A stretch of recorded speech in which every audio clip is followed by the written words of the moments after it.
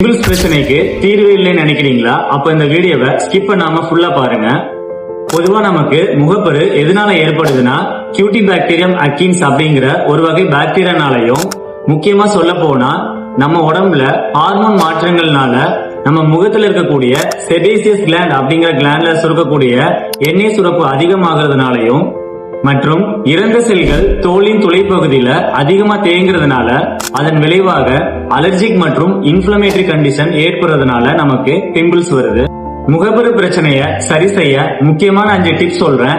நம்மளோட சேனலை சப்ஸ்கிரைப் பண்ணிட்டு வீடியோவை சேவ் பண்ணி வச்சுக்கோங்க. டிப்ஸ் 1, முகப்பரு வந்துட்டாலே நம்ம முக்கியமா ஃபாலோ பண்ண வேண்டிய விஷயம் என்னன்னா, முகப்பரு வந்த இடத்த கிள்ளி விடுறதோ அல்லது அமுக்கி அந்த இடத்துல சீலை வெளியேற்ற ட்ரை பண்றதோ அல்லது ரஃபா நம்ம தேய்க்கிறதோ முக்கியமா பண்ணக்கூடாது. டிப்ஸ் 2, சீரகம் 5 கிராம், கரிஞ்சீரகம் 5 கிராம், இது ரெண்டையும் பால் விட்டு அரைச்சு பேஸ்ட் கன்சிஸ்டன்சில நம்ம ஃபேஸ் ஃபுல்லா ஃபேஸ் பேக் மாதிரி அப்ளை பண்ணி ஒரு 1 hour கழிச்சு நம்ம பானையில வச்ச குளிர்ந்த நீர்னால நம்ம ஃபேஸ் வாஷ் பண்ணிட்டு வரலாம். டிப்ஸ் 3, சித்த மருத்துவத்துல பயன்படுத்தக்கூடிய பால் சங்க பன்னீர் விட்டு நல்லா உரைச்சு அதை பேஸ்டா எடுத்து நம்ம ஃபேஸ்ல அப்ளை பண்ணிட்டு வரலாம்.